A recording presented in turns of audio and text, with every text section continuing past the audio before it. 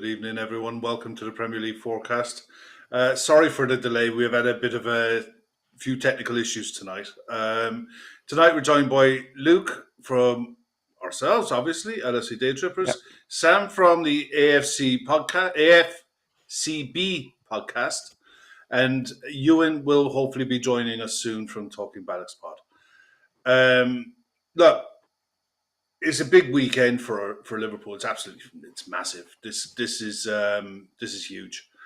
And Sam, we'll start off with yourself. You fancy your chances tomorrow? Liverpool are in horrible form. Promoted club usually looks at these ties thinking, shit or burst, you got nothing to lose. And what's the attitude of the fans coming up? Because I would really be looking at Liverpool at the minute and the problems that Liverpool have, thinking if you're going to be playing Liverpool, now is the time. Yeah, I mean, this is a relegation 6-pointer, isn't it? We had the relegation derby last week with Manchester United, and now we're looking up at them. We don't like that.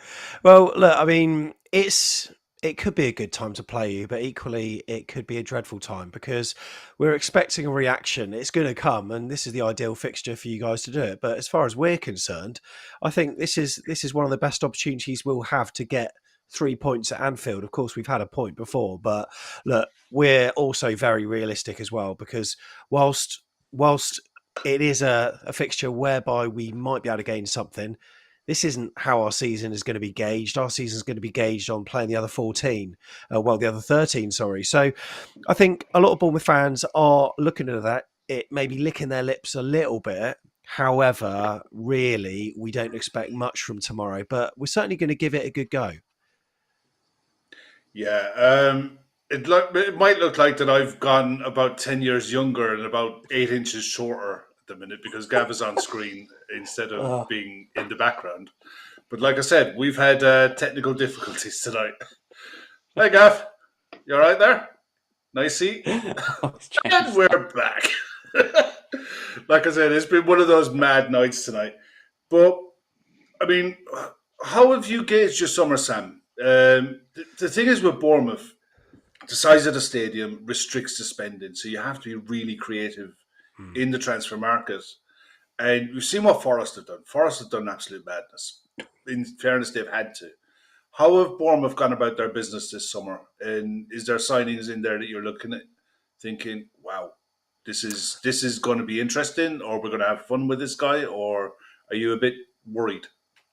I'm a bit concerned. I think most Bournemouth fans are fairly pessimistic about our chances this season. It's interesting, really, because when you think about how we were in 2015, we had no fear, had no players that had Premier League experience, and we just went for it. We didn't really have anything to lose.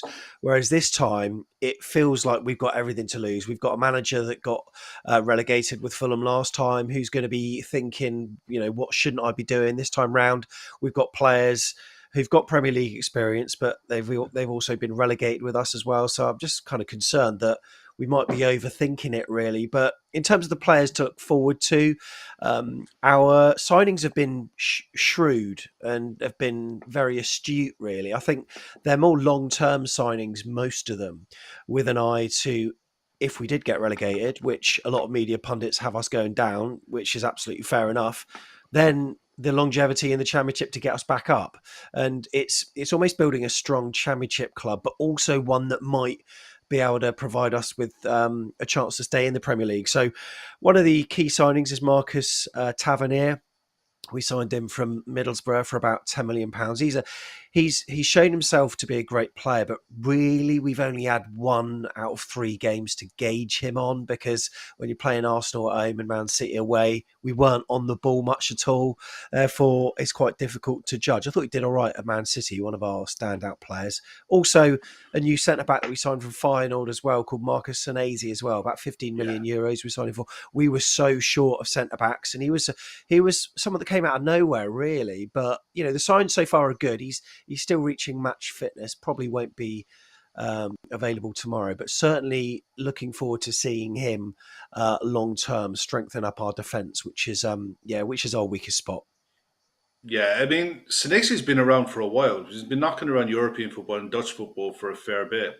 So he's one to. He'd be interesting, especially if Bournemouth look like they're going to settle into a back three this season. He's not a bad defender. In fairness, I mean, 15 million is probably all of his money, Yeah. but you know what you're going to get with him. So it's a good one. Luke, tomorrow, mate. I mean, look, tomorrow is shit or burst for us in a lot of ways. 3 p.m. A 3 p.m. kickoff at Anfield. It's away from the glaring eyes of the UK media, which isn't a bad thing. I mean, you've got the 3 p.m. blackout over there. Thankfully, we don't. So, how do you expect us to react to what essentially was a horrific result against Manchester United, irrespective of how Jurgen Klopp wants to dress it up as 70% possession, this, that, and the other? It was a horrific result. It was a horrific result and horrific performance to match. I think for Saturday, I think something's got to change in that team. I don't know whether or not a few senior players need to be dropped. But yeah, again, you think that they need to be dropped, but who's going to replace them? Because the squad is that thin. Because you could probably name quite a few of those first team players that deserve to not play tomorrow. But then when you look about who's coming in to replace them, you're probably thinking that most of them have got to play again, like Trent, Virgil. Thought Henderson was poor. Milner wasn't great. Firmino was non-existent, but you can't take all 5 of them out because you're going to be filling the team with a bunch of kids. So I do expect some sort of response, because if you can't get yourselves into gear, because we're meant to be challenging for the league this year, any more drop points and you can kiss goodbye any chance of challenging for that league title this year. So yeah, big performance needed. I would take a scrappy 2-1 win. I'll take a Bournemouth own goal right at the end to win it, and I don't care how we get the win. I just need a win this season. Yeah, it's mad, isn't it? Euan, how are you? You've had a week from heaven. The gods are smiling on St. James's at the minute. I said, didn't I? I said if we set up right, there's a chance, and we did. We set up right. I mean, I know. Anyhow, that's it. That's just it. He just sets up. He knows what he's doing. And I'm just a bit gutted that you couldn't finish the job on Monday, to be honest, and make a bit more of a race out of it, because I genuinely thought you were going to steamroll them, and it just didn't work out that way, did it? So, but for this game tomorrow, as the neutral head in the audience at the minute, Bournemouth coming up to Anfield are going to look at this and think that they have every chance if they can stay tight and stay solid and stay compact, stay in shape, man for man, defend properly. We can be got at. We can be got at on the counter. Is that how you see Bournemouth setting up tomorrow? Definitely. I mean, when I look at what Núñez did and his stupidity, he would have been perfect for a game like this. Because if a team's camped in the box, defending crosses off 2 of the best crosses in world football, the type of player you want on the end of it is Núñez. And he's gone and really let himself down and put you in a predicament where you're now going to have to break him down in a different type of way. Not that you're incapable of doing that, but I do feel like you've got a big job on your hands because, like you say, there's pressure. It's not on telly, probably benefits you. It's a 3 p.m. It's one that the fans will be up for, and you need it. You really need it. I mean, to think how bad Man United have been, it worries me that from an outsider's point of view, that Liverpool are currently below them in the league. I don't think it'll stay like that for long. I really don't. I just feel like you need that little bit more impetus. When I look at Carvalho, every time he comes on, he seems to have that enthusiasm. He wants to get on the ball. He's not afraid to take it in tight spaces. He actually created the goal for Salah. I know he got the shot off, and it was a bit fortunate the way it kind of deflected as Salah headed it, but he was unlucky against Fulham. He could have scored against Fulham. I feel like players like him are the type of lads you probably need in for that little bit of youthful exuberance. I think Bournemouth have got a really good chance at the way Palace set up against you and the way Zaha stayed really high and almost became like the only man to stay high. And if Bournemouth can get a runner like Tavernier, I'm quite local to Middlesbrough, so I see and hear quite a lot of their opinions, and they rave about him. They loved him. And their 2 great best players were Isaiah Jones and Marcus Tavernier. If someone like him can drive at the defence, at Liverpool's defence, on the break, there's a chance.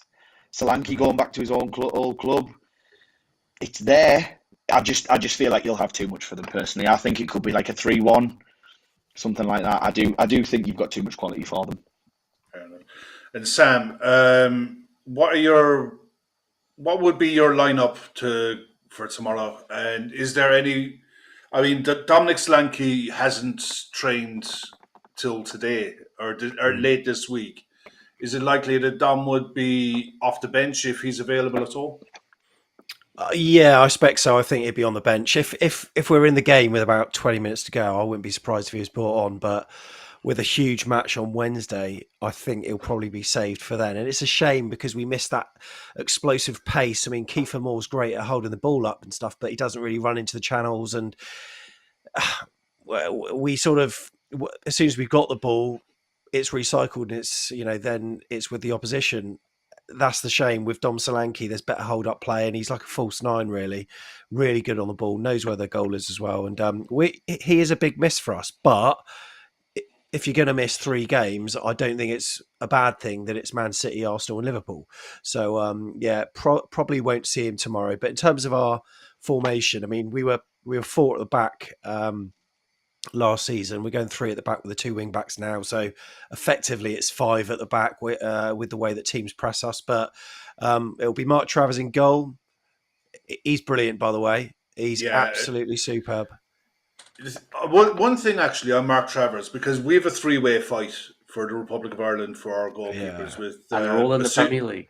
They're all in the Premier League now, whereas before they weren't. With Creevin Kelleher, Basunu, and Travers. How has he adapted to life in the Premier League at Bournemouth? Because, in fairness, he's going to be a busy bee this. He's going to be a busy boy this season.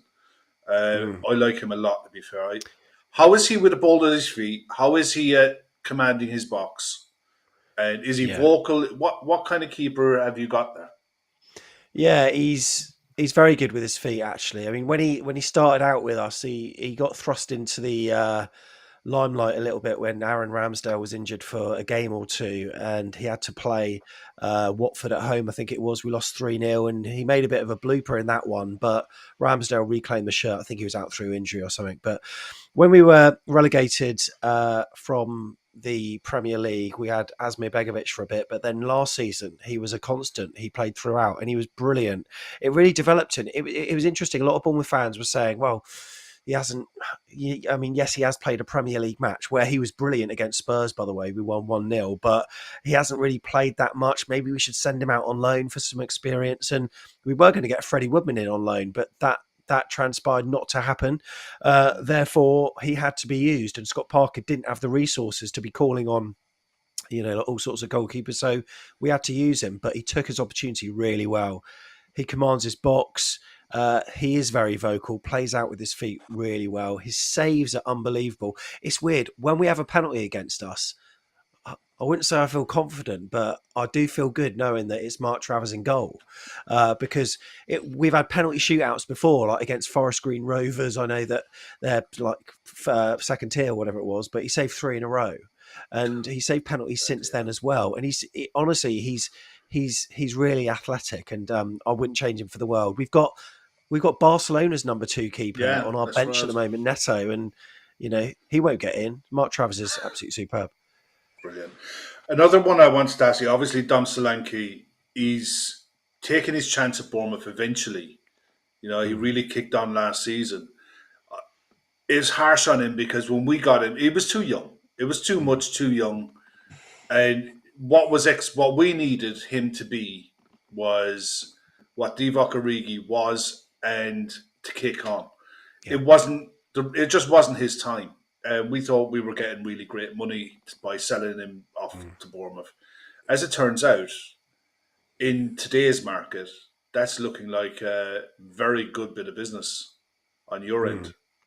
I think we should have definitely used the loan system like Chelsea do to our advantage at the time. But it is what it is. He was brilliant for you guys last season, wasn't he?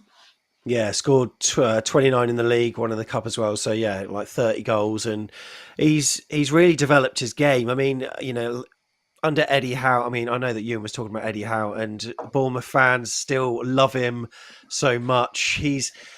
He's like the ex-girlfriend that you just can't quite stop thinking about. And, then you see him being tagged on Facebook, friend of a friend or something, and then you start feeling emotional again. What a guy. And that's going to be really weird when we go up to Newcastle, I've got to say. But, Eddie Howe used him sparingly because, Callum Wilson always had the shirt, and the formation that we played at the time didn't really lend to having two of them. Scott Parker sort of develops his game a little bit. He's more of a false nine, and he does so much work off the ball as well. He's not just a person that stands up there and heads them in and puts them in. He works hard for his goals. He's really good, and I would say he's last season he felt more complete than what Callum Wilson did when we had him in the Championship. So if that bodes well in the Premier League, then who knows? Without him, we wouldn't have gone up. And without him, we'd go down. We'd 100% go down. We might go down anyway, but having Dom Solanke is going to be a big, a big chance for us to stay up. I just wanted to finish off actually by asking you about David Brooks. What's the news on David Brooks at the minute? Explain it for those in the chat who might not be aware. I'm pretty sure everyone in the chat does. But what happened? Where is he now? And what's going on for the future with David Brooks? Yeah, so last year it was, I think, now, or the start of this year, it's the club announced that he announced on his personal Instagram that he had a type of cancer called Hodgkin lymphoma, and there have been a couple of players that have had this before, including like Sol Bamba, I think, had it as well, and it took him ages to recover, but that put him out of action. Obviously, he started the season for us fairly well, actually. He hasn't been the same player for quite a while, but he scored a goal at Nottingham Forest and was integral to how we thought the season would pan out. But then this news came about, so huge outpouring of love from the AFC Bournemouth fans, and slowly but surely he's made his recovery, and it was only a couple of months ago where it was revealed he was cancer free, which is absolutely superb. So we actually record our preview shows and stuff on our channel in a local pub, and we actually saw him in there only like a month and a half ago. Well, exactly. And we sort of said, what's the time scale? He said, well, I am hoping to make the World Cup. So, if he does, that would be brilliant. He's training again. Of course, he's a Welsh international. I suspect Bournemouth fans might see him in about a month or so, maybe on the bench, which would be great. But he's also signed a long-term contract with the club as well, keeping him at the Vitality Stadium till June 2026 as well. So he's absolutely pivotal for us. He's got a style that's not all that different to Anthony Gordon, actually. For Everton. But slightly better in product. Slightly better in product, I'd imagine. I'll be honest, I think he does. I think the one thing about David Brooks that I always like, because I remember when we loaned, when Harry Wilson went there, and I just watched a lot of Bournemouth back then when he was there, and I thought, this Brooks is tasty, he has a trick, he's got a good ball, he's good on the ball, he's lively. And to see that happen to someone so young is horrific at any time. But the hope is, for a Welshman, for a Welsh international, I hope he gets his dream. I hope he gets to go to the World Cup.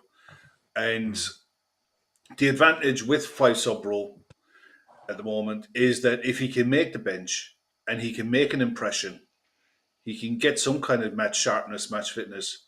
Yeah, he'll give himself the best chance. That's all you can hope for. But Andy, ask you for a prediction and see how you get on. See what you think. How you think it'll go.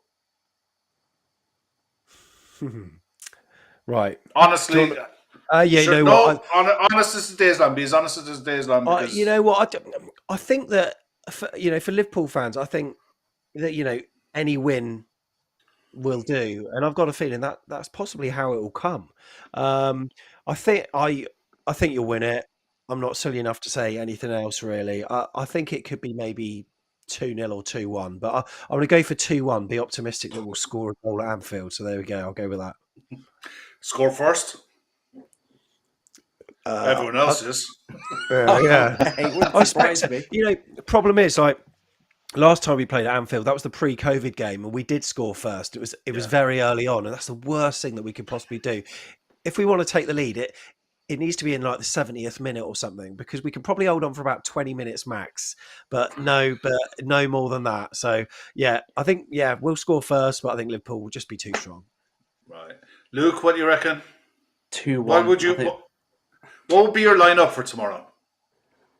I'll go Alisson, Trent, Gomez, Van Dijk, Tsimikas, Fabinho, Henderson, double pivot, and Elliot, Carvalho, Diaz, Salah up front.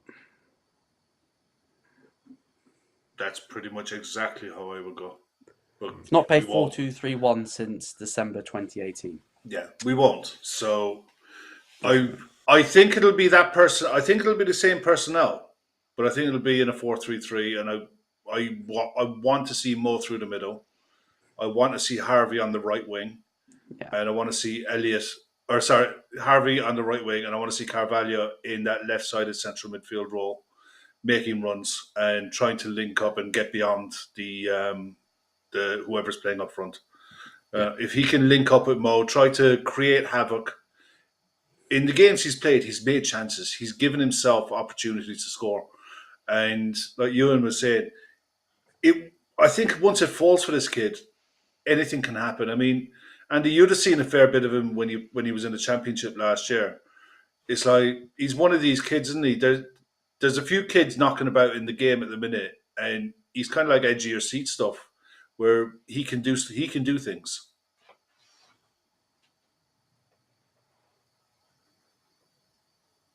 No, we're back. We're still here.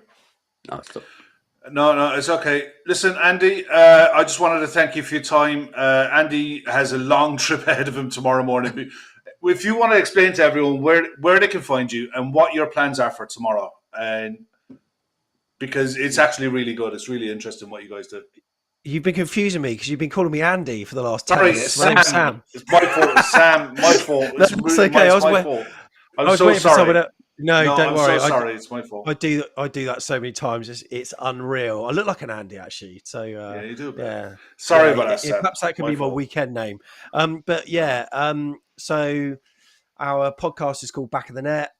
It's been a pod since 2016. We sort of morphed onto YouTube in 2019, and we just charts the cherries with previews and matchday vlogs and podcasts and reviews and all sorts of stuff like that. So it's been really good. The odd feature here and there as well. So it should be really interesting. The next feature that we've got, the next kind of main sort of info feature that we've got includes a tribute as such to Eddie Howe, of course, because I think we have to, given the Newcastle game, but also why Bournemouth fans hate Ryan Fraser, and there is good reason for it as well. So Euan, you can check that out. I can completely understand that. I will check that out. I've heard a lot of things on that one.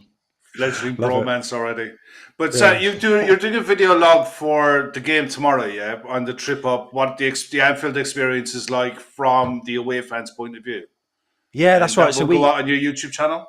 Yeah, that'll go on YouTube. We've got Sunday morning, first thing, we'll have a match day vlog. And then also in the week, we also have an away day experience review. So we've got a sort of tier list over the course of the season and rate each club based on pre-match experience, the stadium, the view, the food, the concourse, the facilities, what the away fans are like, if they're friendly, if they're horrible, that kind of thing. And then we put them on the list, and then we'll compare it at the end of the season and see how you do compared to the others. So should be interesting. Well, listen, I hope you enjoy your day tomorrow. I hope it goes well. I hope the trip is a good one. Stay up from Devon. It's a long old drive out there. Obviously, I'd hope you don't go home too disappointed, but I hope you go home with no points. Yeah. Let's be real. Cheers. But listen, Sam, thanks very much for coming on. I'm really sorry about getting your name wrong. My bad. No worries at all. Thanks for coming on. I really appreciate it, and we'll talk to you again soon. Cool. Thank you very much. Ta-da. Safe trip. Bye.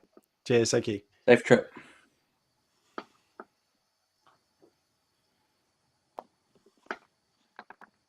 Okay. the next game we wanted to touch on was Wolves Newcastle. Euan, Yeah. how are you? I mean, you guys have had a hell of a week, haven't you? Really, signing Isaac.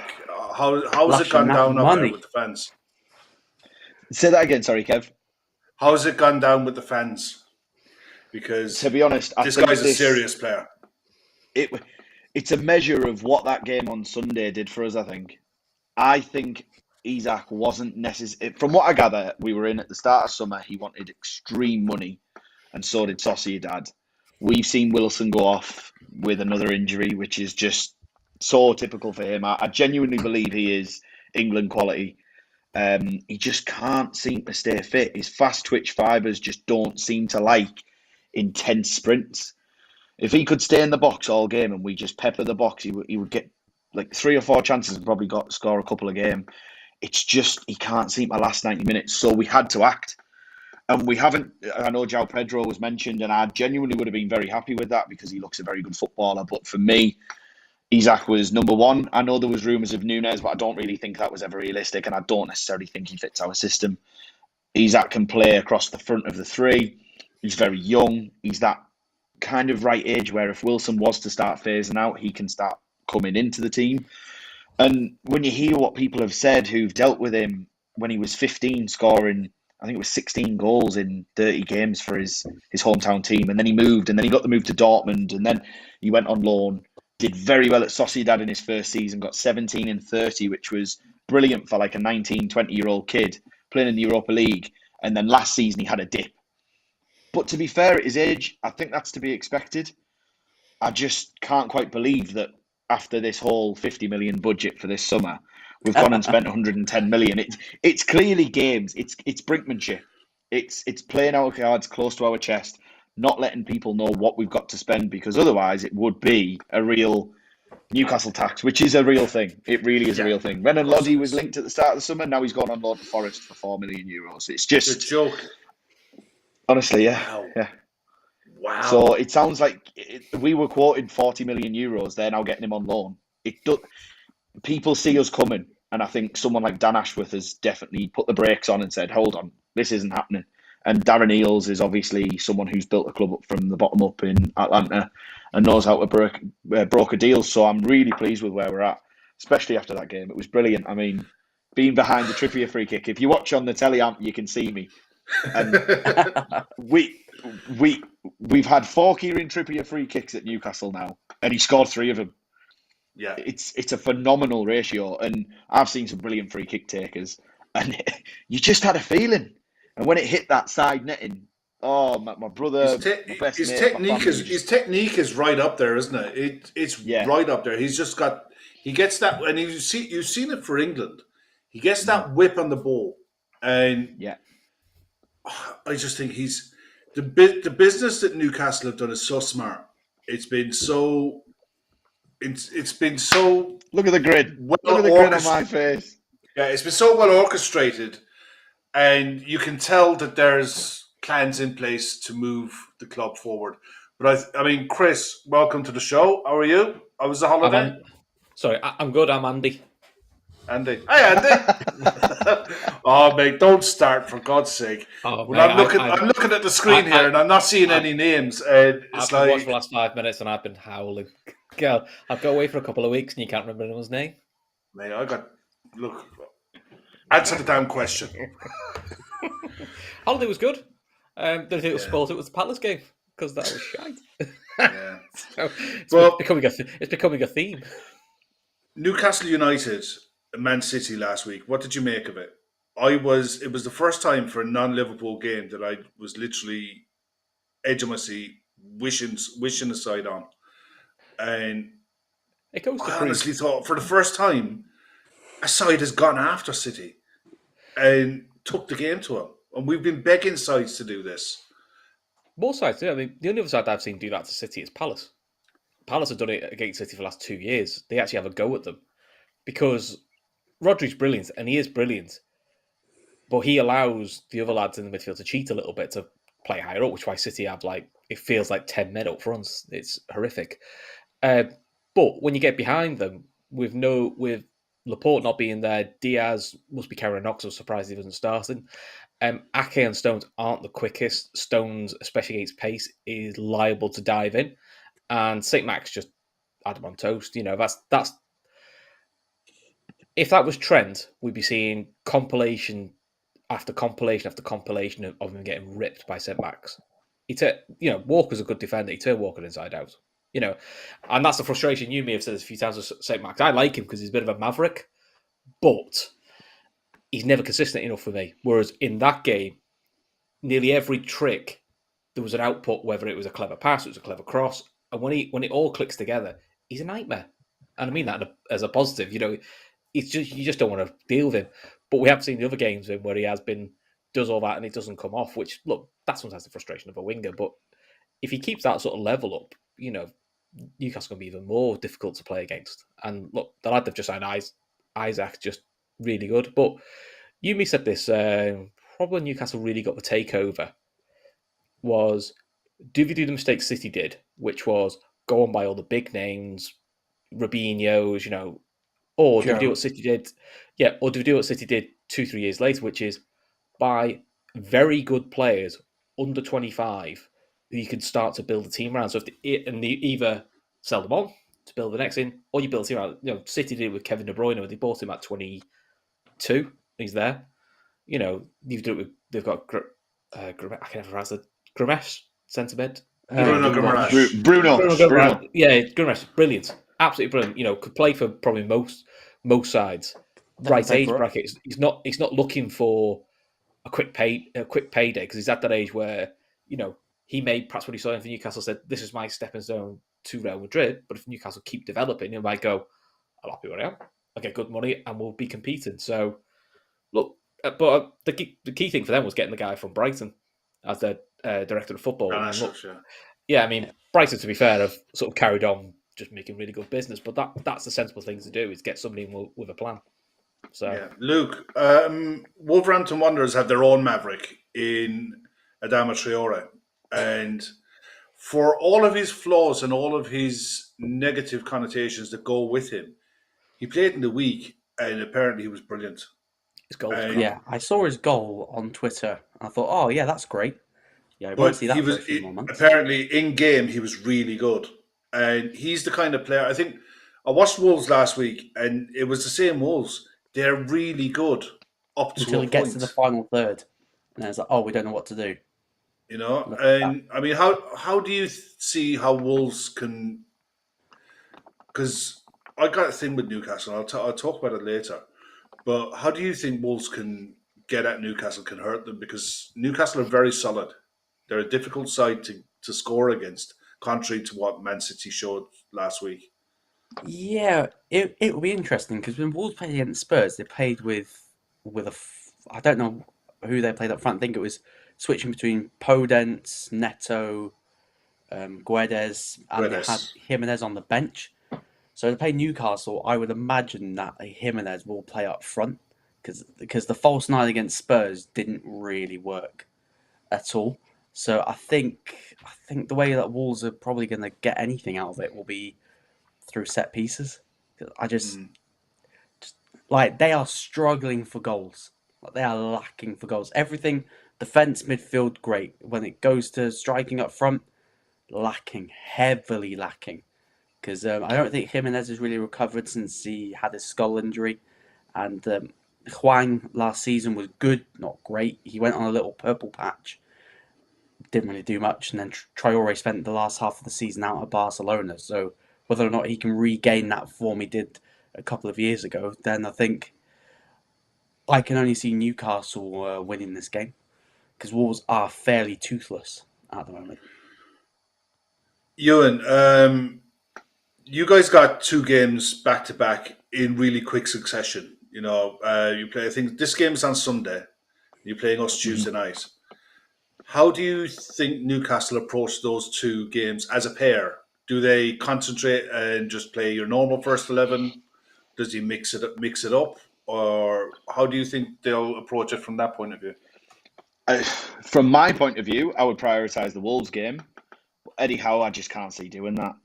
He's just not that type of bloke to roll over. I think he'll have a plan probably to hit Wolves quite hard in terms of intensity, a bit like we did City, because Wolves are there to be got at.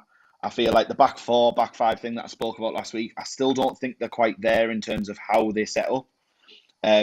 If you looked at what when I mentioned the press last week, and if we press at the right times, Eddie Howe always seems to identify a player who's weaker, not necessarily like terrible, just weaker. And you'll notice every time City went to play, they played 3 balls. They would play from the centre half to Rodri to Walker as an inside centre midfielder. And we didn't press Rodri, we pressed Walker.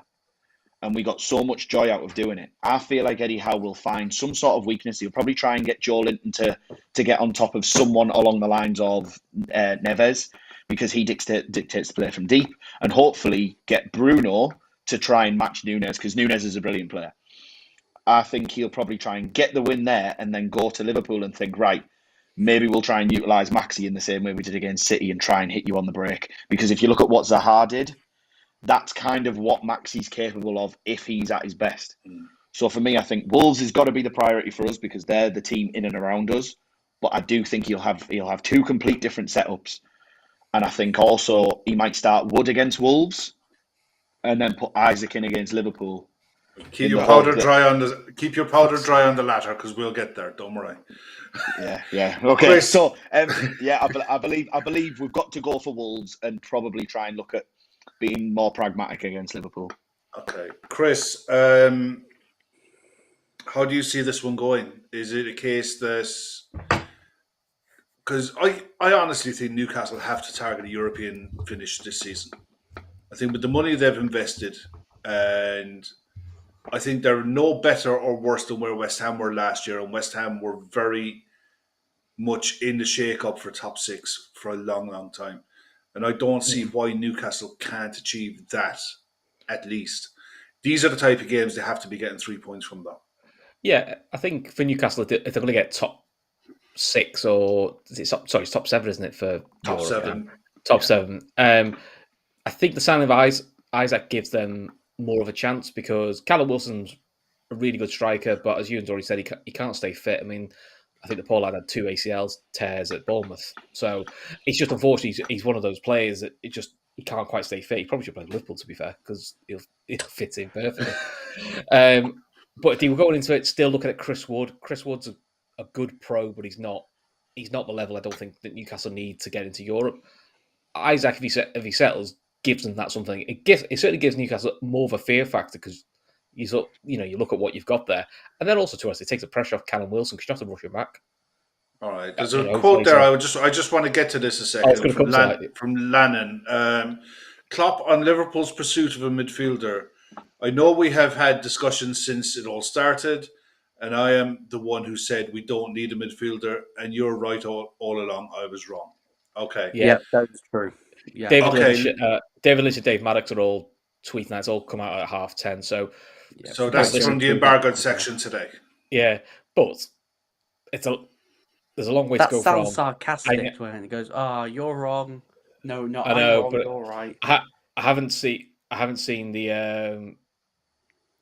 actual thing, the clip yet, but they're all sort of painting in a similar line that he said, now we go for I've seen a few quotes like going, now we go for a midfielder. So, look, some will say, look, Kev, you may have done enough of these post-match shows in the past. Yeah. Enough have said, we should have done this earlier, which, Yeah, because I'm with the thing. Anyone we go for is a panic. It's going to look like a panic. It's going to look like it depends who it is. Luke, let me just come to Luke a sec then, because to me, Luke, if a man who's never changed his mind has never changed anything, and when circumstances change, then you have to adapt to the circumstances that you're in. I firmly believe that he has looked at the squad, looked at where we are now compared to where we were after the Man City game, and so hang on. We have to do something here. How do you see this playing out? We'll just run through this one quickly, okay? I don't know, because I'm 50-50, because that quote sounds very sarcastic. Very sarcastic. It does sound sarcastic, but I think the fact it's David Lynch now who's tweeting it, and a few of the others, I could put it, let's get involved in the media transfer bollocks, if you know what I mean. Merry-go-round, So, yeah. I think The only we'll do thing- get a midfielder. I know people are upset that we went in for Paqueta. Paqueta's not the profile we need. It's a box-to-box midfielder with energy and legs, and that's who I think will target. Any talk of Yuri Tielemans? No thanks. We'll be complaining that he doesn't have an engine. So I just don't he know. does I'll do. take anyone that's a number 8 that's got legs. Okay, give me a name, Luke, quickly.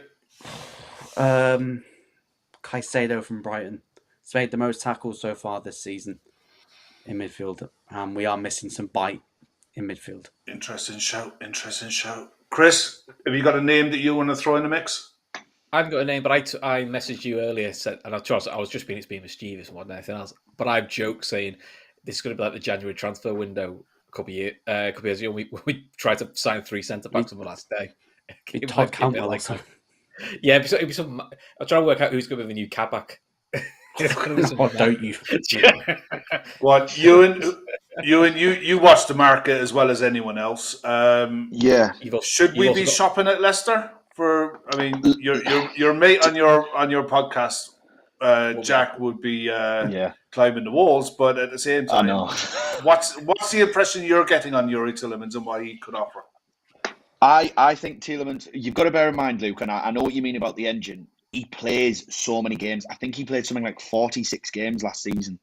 So when you need someone who's going to be fit a lot, he's fit a lot and he's good in possession. So I know he may not have the engine, but if you can set up to play certain teams where he doesn't have to be, he is relatively box to box, but he doesn't make an impact in terms of his pace and strength. He screams to be honest, Thiago, not replacement, cover, but someone that can fill in when he's inevitably injured. That's where he seems to fit in for me. The interesting player. Sorry, Chris. You go ahead. Sorry, no, go on. You go. So the player that I know Newcastle were linked to earlier in the summer, and someone I've been a little bit aware of for a little while, is, I don't know how you pronounce it. It's either Sukic or Susic. Susic, from RB Salzburg. Yeah, he was available from Salzburg for around 20 million euros at the start of summer, and then there was a lot of interest, and they bumped that price. They just hiked the price. I know Klopp's got ties to like the German type system, the Austrian type system, the way they like to play. And he's left-footed, but he's someone who's box-to-box, but he's very good in the final third as well. He gets goals, he gets assists, he cuts defences open. He's a big, powerful lad. I reckon he's the heir to like Rakitic and Modric in Croatia's national team. Yeah. He's someone who's relatively well priced, so you're not talking ridiculous money for someone like Barella at 60, 70 million. You're not talking Bellingham, who probably will stay an extra year. You're talking someone who's there for the long term, who comes in for good money, who can gradually bed in, but also fit in with your current midfielders and play one or two roles. Plus, we'll win the Champions League if we've got him in the squad, because we need a Croatian to win it. All right. And maybe should we bring Fekir back? Should we try that one again? That works. Well. Should we go for that one again? What happened to that deal? I know it went well, didn't it? It kind of vanished, didn't it? IP vanished. So brilliant. Did you know that browsing online using incognito mode doesn't actually protect your privacy? That's right. Without added security, you may as well give away all of your private data to hackers, advertisers, your ISP, and other prying eyes. IPVanish VPN makes it easy to stay truly private and secure on the internet. IPVanish helps you safely browse the internet, encrypting 100% of your data. This means that your private details, passwords, communications, browsing history, and more will be completely shielded from falling into the wrong hands. Even your physical location will be hidden. IPVanish makes you virtually invisible. It's that simple. You can use IPVanish on unlimited devices without sacrificing on speed, your computer, tablets, phones, even devices like your Fire Stick when you're streaming media. So 3 p.m. tomorrow will be handy. Whether you're at home or out in public, I don't go online anymore without IPVanish. IPVanish is offering an incredible 70% off their yearly plan to our listeners with 30-day money-back guarantee. That's like getting 9 months for free. IPVanish is super easy to use. All you have to do is tap one button and you're instantly protected. You won't even know it's on. Stop sharing with the world everything you stream, everything you search for, Luke, and everything you buy. Take your privacy back today The brand is rated 4.6 out of 5 for Trustpilot. Go to ipvanish.com/daytrippers. That's ipvanish.com/daytrippers and claim your 70% savings today. Well done, Kev. See, And Luke, you've got to do that one next time. yeah, while we're at it, Do you want me to do the other one, or do you want to go for it? no, I'm right here. I'm all good. Okay. How well do you take care of your car if you had to keep the same car your entire life? That's how your brain works. So how would you treat that in any different way? How we care for our minds affects how we experience life. So it's important to invest time and care in keeping them healthy. There's plenty of ways to support a healthy brain, like learning new languages, taking power naps, which I'm good at. Also, BetterHelp online therapy. BetterHelp online therapy.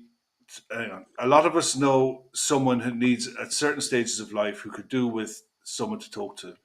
And for all of our joking and stuff that we do on the podcast, and we all have to like to have a laugh and a joke. At certain times in your life, it's handy. It's nice to be able to sit down and have an honest conversation with someone. It's great if you can do that face to face. Sometimes it's better to do that with someone you don't know.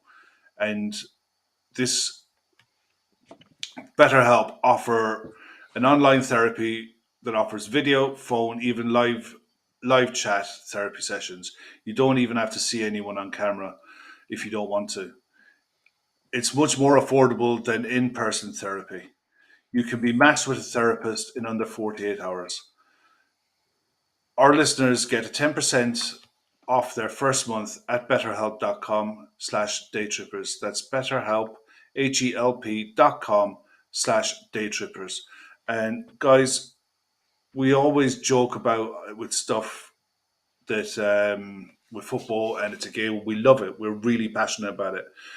But when it comes to mental health, it's something that a lot of people don't take it seriously. If you hurt your back, you'll phone your GP and you'll go to a chiropractor.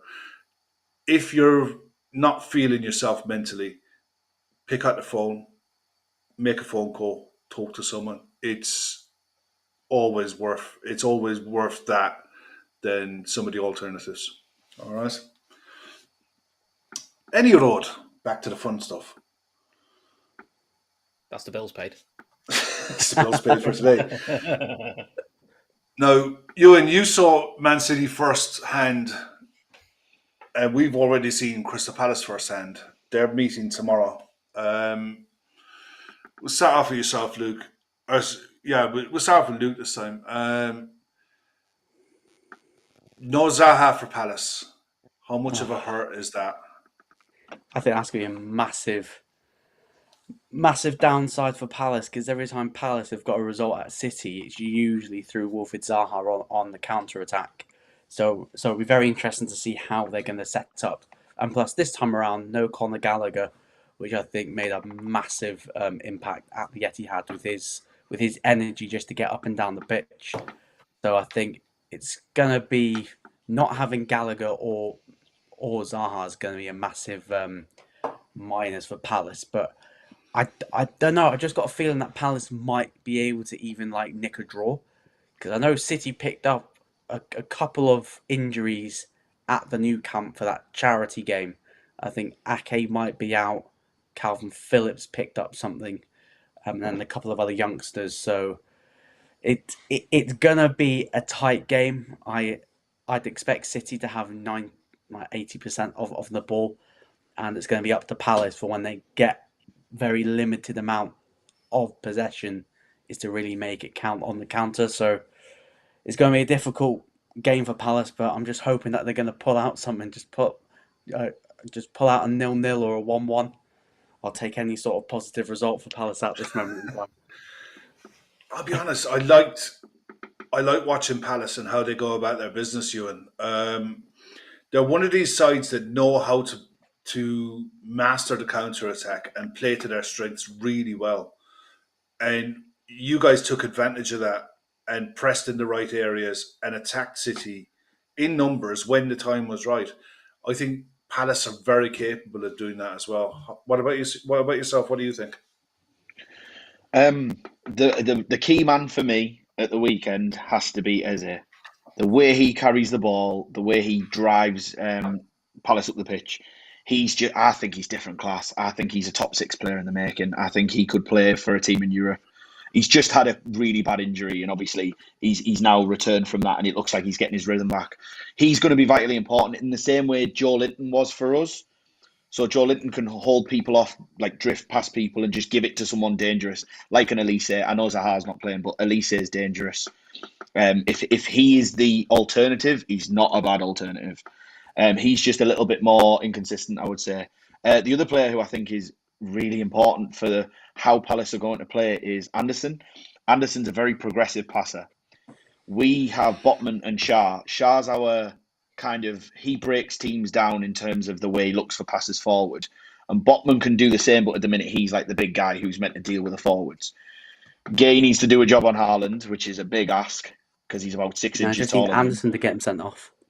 And Anderson has to lead from in the same way you've just said there, Luke, but also more the fact that he needs to be able to find passes into midfield and break the lines. If you can break Man City's lines and get in behind that, like they've got like a 5 that press at once. Yeah. And then they've got like a 3 behind, which is the fullbacks and Rodri. If you can break the lines, you will punish them. It's just about taking your chances. And we managed to do that. Even the free kick, if you look at how Maxi's broke across their defence, and Stones didn't know if to pass him on to Diaz. Diaz didn't know if he needed to go, and Stones had to make the foul. If they can get Eze doing something similar and running at the defence, I think they are there for the taking. I really do. I just think because City had it last week, I think Pep's probably going to think, right, we don't let that happen again. And he may try something slightly different. He may almost not sit off, but think, right, we're not going to allow that space in behind for someone like Zaha to do what they did to Liverpool. So you could maybe make more than one sub in the game, might also help him. Yeah, Chris, I just wanted to ask you about Palace and how Paddy Vieira will set up, similar to Newcastle or similar to how they played us. They took 5 points from 6 last season, and the personnel at Palace really haven't changed drastically. So they could go to the Etihad with a fair bit of confidence that they know how to play these. Hopefully, he doesn't play Ayew. I think they need to play. Go on, Kev. I always pronounce his name wrong. Michael Elise. No. Begins with M. Eze. Matete. The striker. Yeah. I think you play him up against Stones. I think that's where you get a bit. I think you get a bit of joy because I like him. I think he's a really good striker. I just think he's awkward. I think he's awkward as well. He's physical. He's quick. I think that's what they need to do, which will sort of half alleviate some of the loss of Zaha because he didn't start. He didn't start the game against us. He came on. He's a good player. The key for City is trying to keep the ball away from Bernardo Silva, which is very difficult because he was actually, if you give me his, Pep got really prickly today in his press conference when he was asked about Bernardo. And to me, it looks like Bernardo Silva wants out. He wants away. He's wanted. There's conflicting reports about him. There's conflicting reports. It's like Pep said he's not going, and then there's reports saying that he's agreed personal terms with PSG, according to the Quip. So it's a bit of a catch-22. Who's telling the truth? I think David Ornstein said they've turned £70 million down for him. So I can see why. Why wouldn't you Pep not? Said there was no offer. So exactly. Yeah. So, but it is what it is. So there is always that little bit of unrest with Bernardo Silva, but I don't think that matters too much. The one that surprised me was I was very surprised when it went 3-3. Look, I actually thought City will win when it goes to 3-3 because when they come back, they normally do. I just couldn't believe they didn't bring Mahrez on. I just think he's still their best wide player. He just gives them a directness. He's great from a free kick. His crossing's brilliant. I still think their best 11 is Haaland with Mahrez and Foden either side of them. I still think that's the scariest front three that you'd face if City said they're playing their best three. So that's a little surprise, but I mean, that may help them this week is perhaps quite a few lads who didn't play against Newcastle will start against Palace just to give them a little bit of freshness. And look, and I wonder, is this the game where they throw Alves in and give Haaland the break? Because at some point you've got to blood Alves in, because we know Haaland has a history of picking up niggles. That's just, he has done. So, and also Alvarez might suit them better because he's a more mobile striker, which might cause Anderson a bit more issues because he's not having to mark a physical striker, which I think actually he prefers. So that'd be an interesting shout, actually. Yeah, I'm hoping for a 1-1, but it's very rare City do 2 poor results in a row, so it probably will be like a 3-1 City. But you live in hope. Yeah.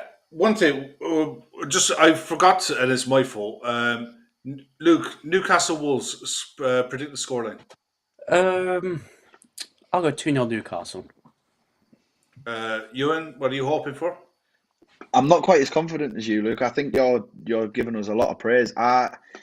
There's a lot of draws between us. I think we've got enough though. I think 2-1. I think 2-1. I'll look like an idiot if it's like a 0-0 draw. I think out of the last 12 games between us, I think they've won 1, we've won 1, and we've drawn the rest. Something mad like that. So it's, but there again, Eddie Howe, setting up properly, knowing what he's doing. Yeah, I think maybe 2-1. I'd be delighted with 2-1. Absolutely delighted. Yeah. And Chris? 1-0. 1-0, probably the last 5 minutes to Newcastle. Right. Luke, Man City Palace scoreline. How do you see this one going? 1-1. That's hope. That's hope right there. Fair enough. Euan? I'm going to go 2-0. More realistic. Chris? That's the boring answer. I think it'd be 3. I think it'd be 3-1 City, to be honest. As much as I would love a 1-1, I think it will be 3-1 City. I think this game could be 3 or 4 or 5. It could be anything. It all depends on the start. If Palace can give City to worry about early, make them rethink how they're attacking in the first 20 minutes, anything could happen. You never know, but I think City will probably have too much. Yeah, the big thing Newcastle did last week, which not enough teams do, is when City score 1, they get the second quite quickly and it kills the game.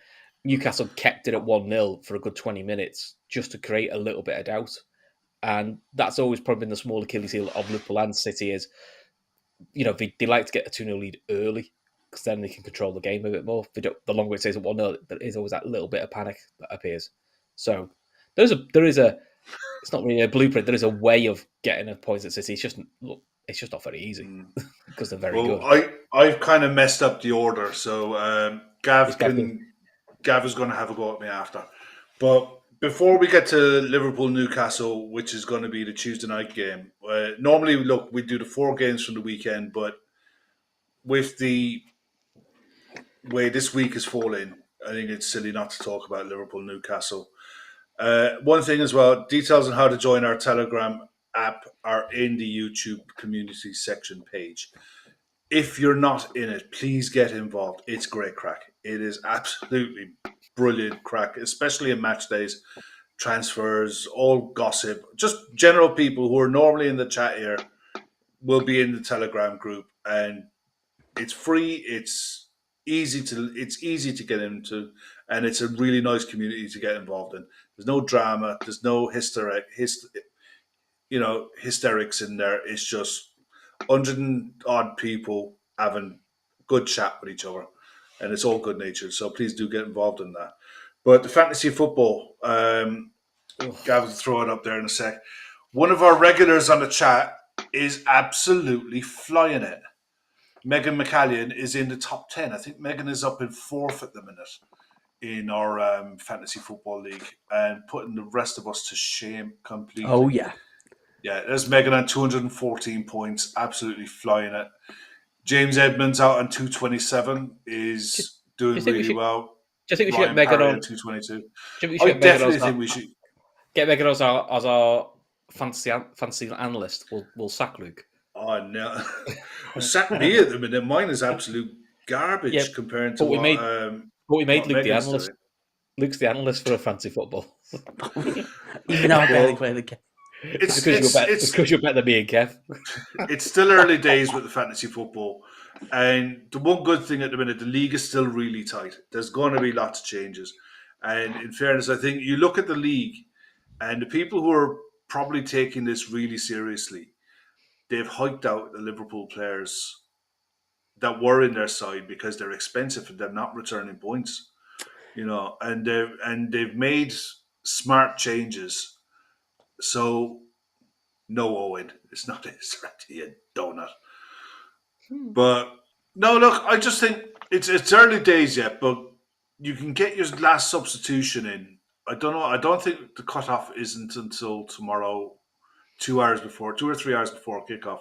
But yeah, Megan is in the chat there. Early days going well so far. Absolutely is, Megan. Fair play to you, girl. But the top 10 players of last week will be of no surprise to no one, really. Gav will throw the list up there in a second. And Odegaard up front at 16 points. Saliba's having a blinding season.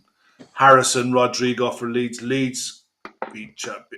It wasn't even the way they beat Chelsea last year. It was an absolute drubbing of Chelsea last week. I might have to eat some humble pie about Leeds, because I thought they were going to struggle this season. I didn't. I honestly, I'm quite comfortable in the fact that Leeds are going to be okay this year. Bernardo Silva say Max on 13 points. Wilf Zaha has got to be a miss. No doubt Wilf Zaha has got to be a miss. Shea Adams, he's another one. He could be on the move. There's a couple of clubs sniffing around him. It's all Leeds were interested. Yeah. I'm not too sure. I think Leeds could be interested, but with Mopé going to Everton, that's one off the list. That came Even Perisic, That came out left field. The Mopé to Everton. I don't know. Yeah, it was like Mopé to like Nottingham Forest. Then there was like no talk about it. Then it was always like he's at Everton. I was like, oh, yeah, perfect fit. You got McAllister bringing up the rear, but they're your top 10 players for last week. So ideas for substitutes to maybe drop into your side for this weekend. I think I've got 2 of them. So I've got 0. Yeah. Euan, how's your fantasy football looking? Well, I said this last week, so apologies for repeating myself, but my best mate and my brother both play it. And when I'm at St James's Park and someone scores and they've got them in their team, we're all like, oh. And then I'll get a nudge and I'll go, he's on my fantasy team though. And I'm like, shut up, not right now. Not now. So, Carl, I hate you for it. I love you, but I hate you for it. But yeah, I know all about fantasy football because they never shut up about it. I know he's got Mount in his team and he's trying to stick with him, but I know he's going to get cold feet and take him out because he was convinced that he was a great option. And my brother put Rashford in and I was rinsing him. I was like, what are you doing? And then Monday night, I was a bit like, oh, ignore me. So that's why I don't play, Chris. Yeah, I think we're all in that boat. We're all in that boat. We're all great pundits right up until the point where we got to put our pen to paper and put a team together. It's not as easy as what it thinks. Especially, it's not as easy as what Megan makes it look. Anyway, Megan is flying it. But it's a shame the last game, teams, I think, isn't it? Because then you look an idiot even more when people go, "Oh, look at his team this week." I think you got to be very strategic in how you build your teams. When you look at the fixtures for the first 4 or 5 games, you've got to plan it out really well and plan your substitutions as well. So it's interesting. I don't have the patience for it. After all, I get bored. I go, I can't be bothered. That looks on. I end up going like, that looks all right. It's great. It's a nice surprise every week when you realise you've got more than 20 points. It's great. Well, all in next week, we've got a full midweek calendar, and this is the start of... For me, this weekend is the real start to the season because this is where it goes to 2 games a week. If you're involved in Europe, it's going to be 2 games a week from now for the foreseeable. You've got an international break coming as well. After that, it's international break. There's an international break coming up as well before the World Cup. So this is where squads are going to be severely tested, and our squad is going to be absolutely massively tested. Now, we're going into tomorrow's game with Bournemouth with 14 fit outfield players, and that's not going to change, I don't think, in any way, shape, or form going into the Newcastle game as well. But look, we'll have plenty of shows over the weekend and into next week about, from our perspective, of how we think this game is going to go. But Euan, Isak, if he's not involved on Tuesday, on Sunday will almost certainly be involved in Tuesday. His last game, I actually watched him last weekend. I watched Sociedad against Barcelona. And scoreline aside, that game was 1-1 for a long time. And Barcelona just ran it out in the end. He was lively and busy and awkward and a handful. And how do you... I mean, you touched on him earlier. I think you've got an absolute potential worldy striker here. You know, it's really interesting you say that, because the reason I took such a keen eye was because I'd heard Liverpool were interested after the Euros. I know he was mentioned because he's quite interchangeable in terms of the front three. And I think that's a big bonus for Wilson as well, because Wilson, I don't think it's a matter of either or. I think if both are fit in our current squad, they both play. My reservations, and I say reservations, it's not necessarily reservations, it's me dampening my expectations, is because when you look at his goals, not last season, but the season before, he scored tons. He got so many goals for a 21-year-old lad. And I think there's only Haaland, and I can't remember who else it is. There's somebody else who are under 23 and got more goals than him at that age. Do you know what? I don't know if it was, because he's now over the category of 23. It's before he was when he was 23, but there's only one other. I can't remember who it is off the top of my head. I'll try and remember. So I think in terms of ability, there's no doubt. I just don't want us to be almost expecting the world from him yet. You'll notice with Eddie Howe, he didn't put Bruno in for 4 games. He didn't put Botman in on the first week. He likes to bed them in gradually. So I can see him almost protecting him a little bit and giving him 20 minutes and getting him chomping at the bit, ready to go, in the hope that when he does come on, he feels a little bit more comfortable and he's not like rabbit in the headlights. Because from what I gather, he's a very, very relaxed, reserved character. He's not like Zlatan in that, I am Zlatan, look at me, check me out, I'm the man. He's very humble. He's from a very modest background. He's not someone who's going to come in and demand that everyone's at his level or anything like that. I think we need to bed him in gradually. If you look at his goals last season, he actually underperformed his XG by about 5 or 6 goals. Now, I know a lot of people might not know what that means, but in terms of numbers, I think he got 6 or 7, and he was expected to get about 13. But for whatever reason, he didn't hit the back of the net last season. I'm hoping it was a bit of a fluke. But in terms of his potential, it's sky high. He's 22-year-old. And if we can get him playing for us for 6-7 years, we've maybe just bought our Aguero, that long-term player who could potentially play for us for a long time and grow with us. So when the wage structure increases, he increases. When we buy players in, he's still the man. So I've got high hopes for him. I just don't want to be like, oh, look at us, we've just splurged 60 million quid, because I know football isn't realistic like that. And when you look at our signings, Dan Burn for 13 million is arguably being one of the best signings. Trippier at 12, Bruno at 35. For the price. Yeah, God, I forgot about Pope as well. They are unbelievable value for money. And the last thing I want to do, and I know this is a Liverpool podcast, so I know you'll all be delighted when I say this, but Everton wasted so much money. I was embarrassed when they spent 45 on Sigurdsson and nearly 40 on Iwobi and ridiculous on Walcott. I never ever looked at those players and thought, well, they're going to get better. They were they were at their level then.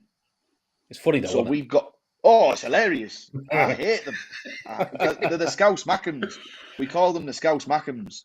I've heard that before. We've heard that phrase before. Because honestly, they are so bitter and twisted. And I'm sorry if there's any Everton fans, but the grief, I just don't understand. I've got a mate that's an Everton fan. Yeah. Apologies. I'm not trying to talk because it's not what I like to do. But I do feel like we are buying sensibly. I think if you look at our strategy and you look at the players we're going in for, we've got a value. If you value him more, then good luck getting that. But we'll come and get him a season later then. A bit like what you do at Liverpool. I think it's a brilliant strategy. Luke, Alexander Isak is, I think, an excellent signing. But how do you feel going into this one with, bearing in mind, we're not going to have the ability to change too much. So Klopp at this point of the season generally starts his rotations. The first 2-3 games of the season, he'll go as strong as possible, get the points on the board.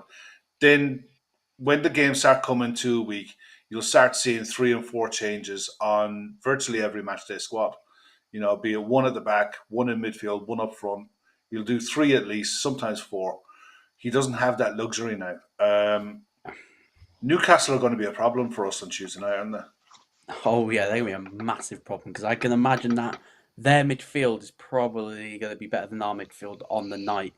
And the way that they did well against City was pressing that midfield. And if there's a midfield of Henderson, Fabinho and Milner against Joe Linton, Guimaraes and Willock, yeah, it could be in for a long evening. So, yeah, that's probably Newcastle's engine room up against our engine room. It's not looking good. Which I wonder why if we do a formation switch and just Yeah, do a two of... do a two. I was going to ask you about that. Fabinho I was going to ask you about that, Chris. Yeah. Do you think just do a 2 and then play a more fluid front 4? Do you honestly think that's a realistic possibility? It's a possibility. I don't think he'll do it because his interest to come for the United game was I had to rotate because I've already got 4 fit midfielders, and he goes, "Couldn't you play different formation?" He goes, "I could do, but I've already got 3 fit forwards."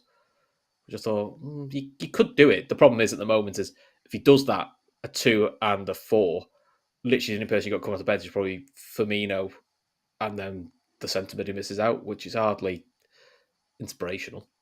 But the other hope you've got to hope for the Newcastle game is maybe by then we might have got somebody in. Hey, apparently Isak is available with the Frankie de Jong saga. Well, Isak is available tomorrow, isn't he? Because he was registered in time. Yeah. So for us to have a new player bedded into the club, he'd have to be registered by midday Monday. I think so. Tuesday, because the game's Wednesday, I think. The game's Wednesday. Is it? Yeah. Right, okay. I thought it was so you've got a little bit more time, in fact, to be fair. So yeah. The other thing is, Klopp did sort of hint that we're a few players starting to come back into training. Like they expect Matip and Jones, I think. Matip and Jones back in training. Likely. So you never know. Depending what the injury, because I think with the Jones one, it was more of a preventative injuries, and like they spotted something early. So maybe you could have someone like a Jones even as a bench option. Yeah. Which, to be fair to Jones did quite well when he played away at Newcastle. So again, it's a bit of youthful exuberance. So I think we just got to kind of grit and get through these 2 games. I think this will be the more difficult game out of the 2. I think Liverpool will probably. I think Liverpool win both games, but I think they're both going to be like tight 2-1s. Both sort of games. They're going to be horrible. I generally think they're going to be horrible to watch. And, I don't think I've got much hair left after them, but that's kind of how it feels. No, that's fair enough. Luke, what are you hoping for, expecting result-wise for Tuesday night? From the game? Yeah. I'll take a 1-0, just like we did at St James's Park back end of the season. I'll take a 1-0.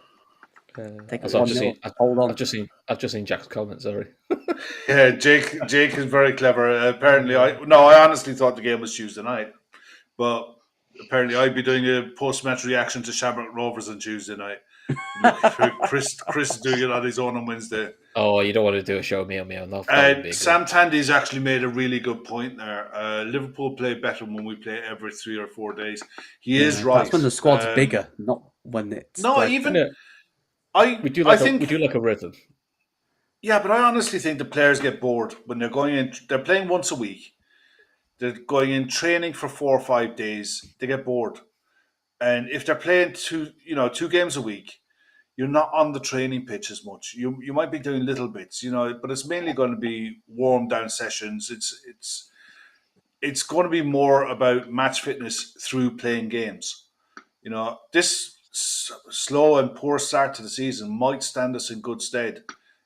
Good going into the season that we're not entitled to 3 points against Bournemouth tomorrow. We're not entitled to 3 points against Newcastle. The player's going to have to work for every single point that's going this season, and no one's going to give it to you.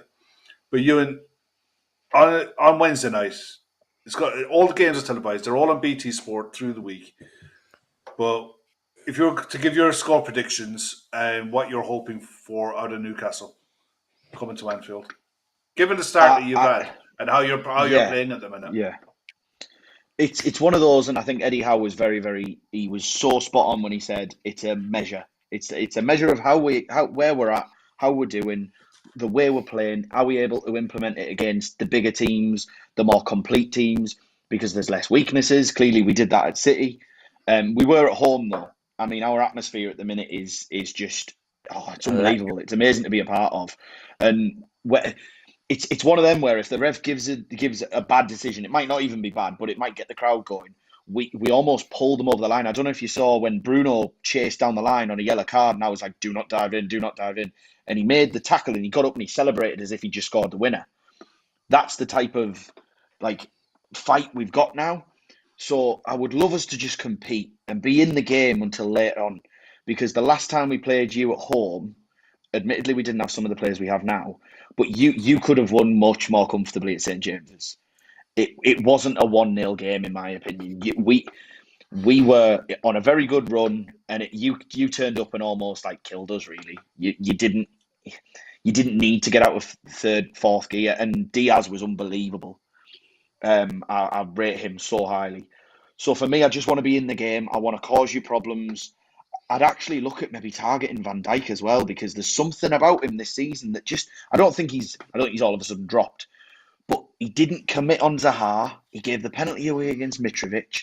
He didn't close the shot down against. There's going around that he's saving himself for the World Cup because he knows that this is going to be his last World Cup. I don't think there's a weird conspiracy which I don't really buy into.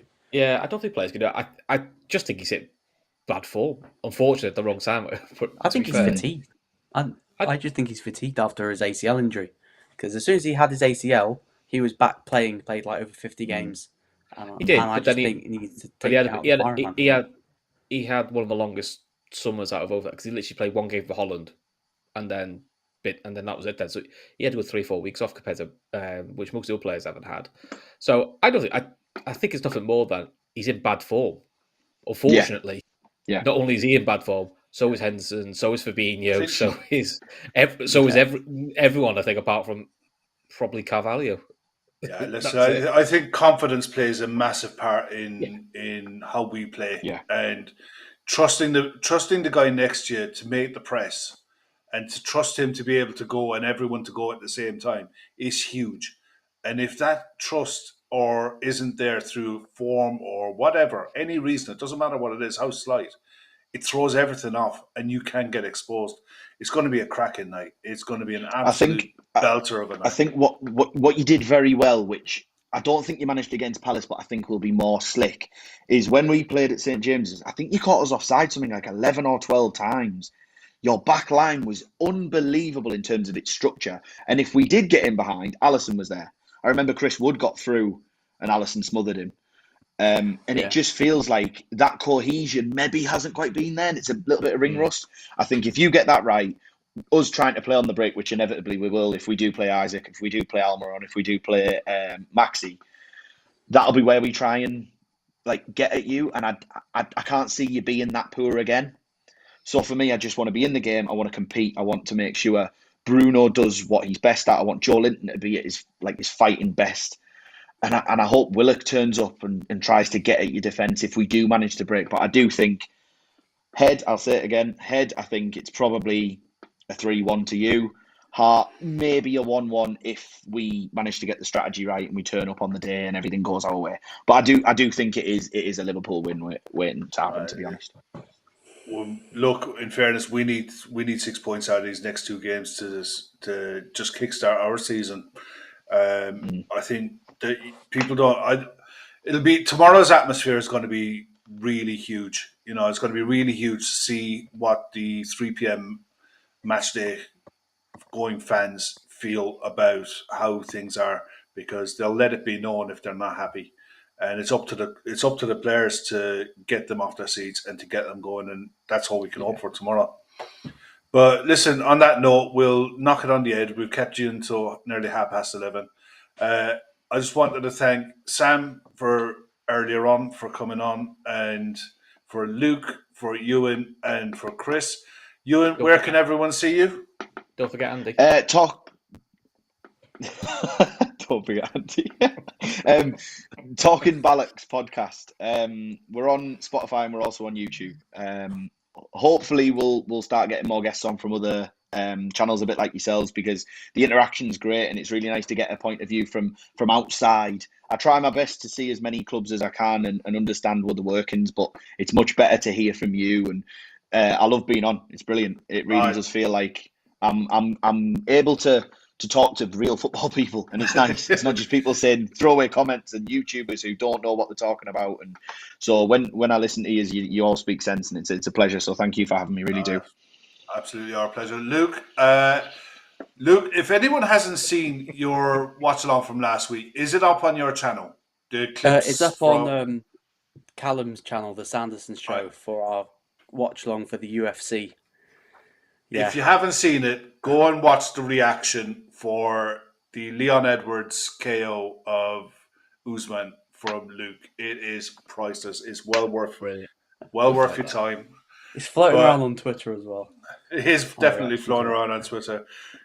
Chris, thanks for coming on so late, and I guess I'll see you tomorrow afternoon for a post-match. You beat post-match. What could go wrong, mate? Don't. I'm not able for another negative badge. I just want 3 points. I'm desperate for 3 points. If we don't have 3 points tomorrow, I ain't doing them no more. I ain't coming. I ain't playing. If it's bad, you'll get them. You'll get them. If it's bad, mate, we'll talk about the cricket or something. We'll find something else to talk about. Well, in fairness, that's a big deal. We'll chat F1. Yay! You chat F1, I'll chat cricket. We'll see how it goes, eh? All right. Listen, thanks to everyone in the chat for all your comments. One final note, actually. Bobby's Wish to Walk. The link is in the description. You guys in the chat obviously know the story and know how it's going. If you can donate, please do. If you can share, that'd be fantastic, because the share costs absolutely nothing. But it was something I've seen on Twitter tonight, and it's a Twitter account called We Are Liverpool. It's at We Are Liverpool, but their website is weareliverpool.ie, and they're kindly going to donate 20% of all sales from their products on their website to Bobby's Wish to Walk. So if you go onto their website, it's weareliverpool.ie, and have a look through their stuff, some of their merchandise. So it's brilliant, some of it, but 20% of all sales will go towards Bobby. I thought it was a great idea. Big props to them for doing it. Okay, but on that note, I just want to say thank you again to everyone, and good night. Thanks, guys. Take care.